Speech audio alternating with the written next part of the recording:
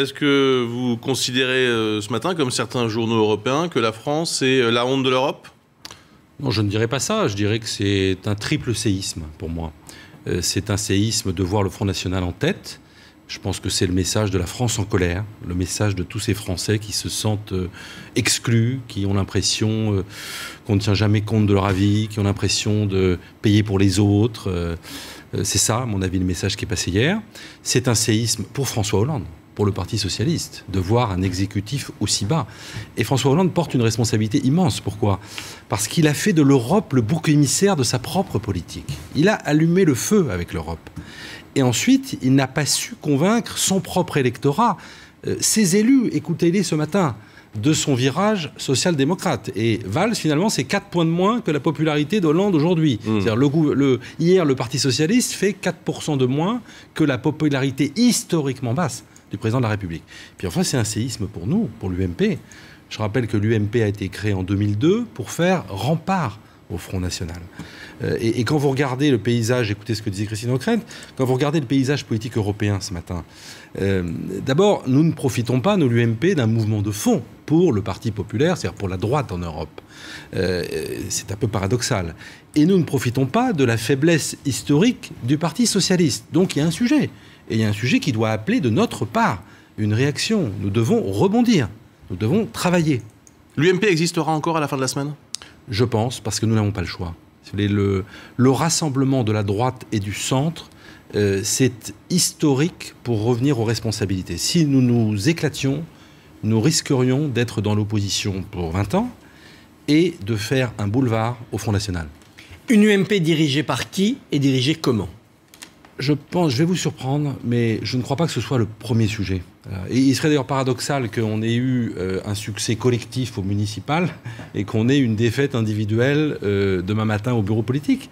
La question des hommes est importante, mais d'abord nous avons une question de fond, c'est le retour aux fondamentaux. L'UMP, elle doit revenir aux fondamentaux. Pourquoi avons-nous été créés en 2002? Avec quel message de fond? Avec quel discours porteur sur l'Europe, sur l'économie? C'est tout cela qu'il faut réinventer. C'est 2 ans de chantier idéologique, ça, c'est pas 2 jours de, oui, écoutez, bureau ça politique tombe ou de bien, séminaire. ça tombe bien parce que les élections, c'est dans 3 ans. Donc nous avons à nous reconstruire et le travail qui a été fait depuis 2 ans... Il y a l'affaire Big Malion, Luc Châtel. L'UMP atteinte dans son honneur, a dit François Fillon. Oui, alors ça, c'est un autre sujet qui est important. Oui, mais qui se télescope. Oui, qui se télescope, c'est vrai. On aurait préféré qu'il n'y ait pas ce sujet. Donc nous avons besoin, oui, sur ce sujet, de toute la transparence. Donc demain, nous devrons aussi aborder cette question. Jean-François Copé a indiqué qu'il ferait la transparence. Attendons de voir ce qu'il dira demain au bureau politique. Voilà, mais donc il y a 2 sujets différents. Il y a effectivement, il faut toute la transparence sur cette question de Big Malion. Il faut une éthique, il faut des règles en matière de morale indiscutables. Mais il faut surtout que nous nous attelions à une refonte idéologique. Il faut que l'UMP revienne à ses fondamentaux. Alors ça, on a bien compris le message. Sur l'affaire Big Malion, on parle d'une personnalité, le nom de René Ricol a été cité, qui viendrait faire une espèce d'audit de la situation financière du parti. Est-ce que ça vous paraît être une bonne idée? Écoutez, nous sommes un certain nombre à avoir suggéré qu'il y ait des auditeurs extérieurs. La difficulté que nous avons aujourd'hui, une information judiciaire. Donc la justice est en train de travailler, vous avez des auditions qui sont pratiquées.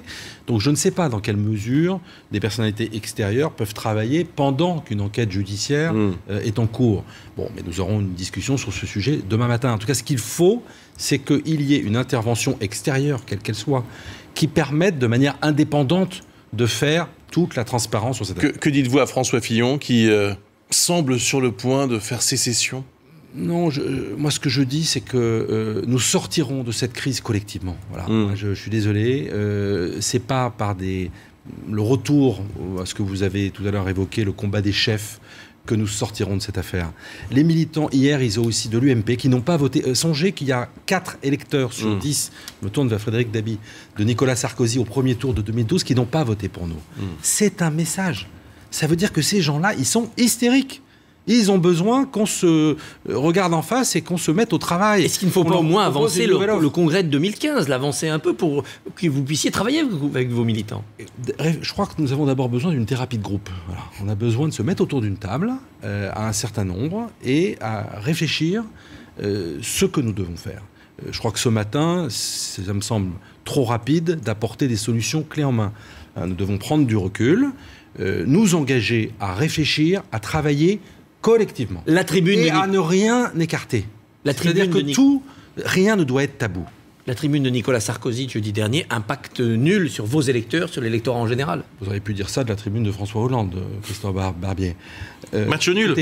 Non, parce qu'au moins la tribune de Nicolas Sarkozy, elle avait du fond, si vous voulez. Oui, c'est-à-dire suspendre Schengen, diviser par deux les compétences communautaires, c'était la porte ouverte au vote anti-Europe. Je réponds par une pirouette, mais si vous voulez, c'est une tribune de grande qualité sur le fond, et qui montre que Nicolas Sarkozy a eu et a un message européen, ce qui est important, au contraire de François Hollande, qui a navigué à U et à Dia sur ce sujet, et on le voit encore ce matin, puisqu'il est en train d'apporter la mauvaise réponse au message d'hier. Il n'a encore rien dit. Écoutez, vous avez vous-même évoqué tout à l'heure, et il semble... Il fait une réunion de l'Élysée qu'il s'apprêterait à envoyer des messages à Bruxelles en expliquant que sus à l'austérité et non à Bruxelles. Ce qu'il voulait faire par son Premier ministre au lendemain de son discours de politique générale, je rappelle. Merci beaucoup, Luc Châtel. Merci d'avoir été avec nous dans cette spéciale européenne qui se poursuit dans quelques instants sur iTélé.